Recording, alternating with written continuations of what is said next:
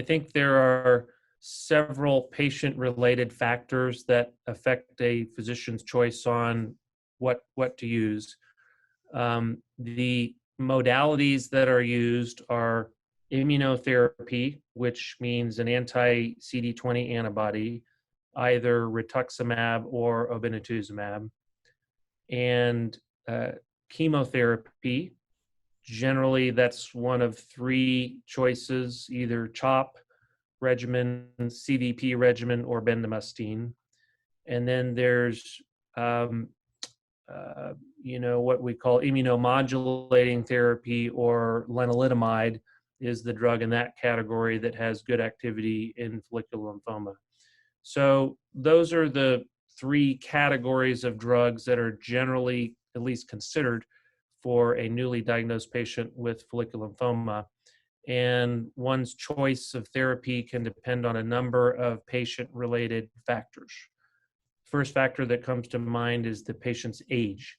The older a patient gets, perhaps the more frail they might become, and the less likely one is to choose an aggressive, say, difficult, toxic chemotherapy regimen in that patient. So age is a factor, as are comorbidities. So if a patient needs chemotherapy, but they have underlying cardiac conditions, then you might not want to use CHOP.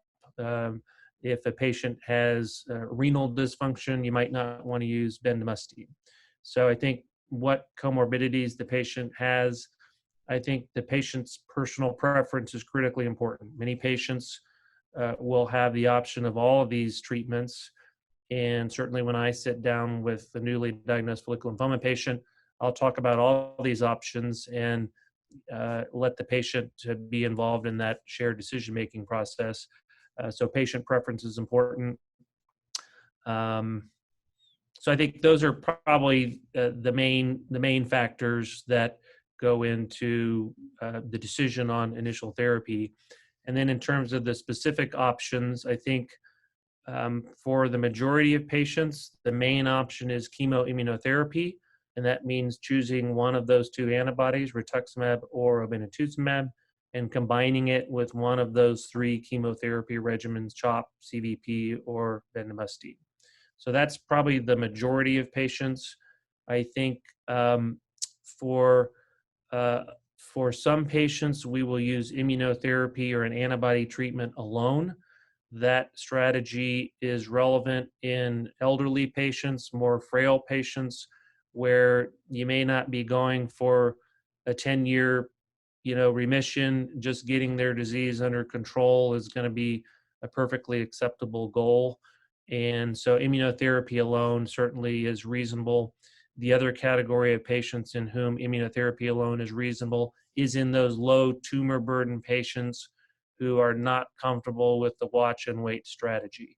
There are patients who come in and they have low tumor burden disease, and we suggest a watch and wait strategy, but they don't feel comfortable with that. And in those patients, something like rituximab alone can certainly be used without putting the patient through the toxicities of chemotherapy. I think some doctors might also choose a combination of rituximab plus lenalidomide. That is a newer tool in the arsenal that we have, and there is a randomized trial that demonstrates similar outcomes between that strategy and the chemoimmunotherapy strategy.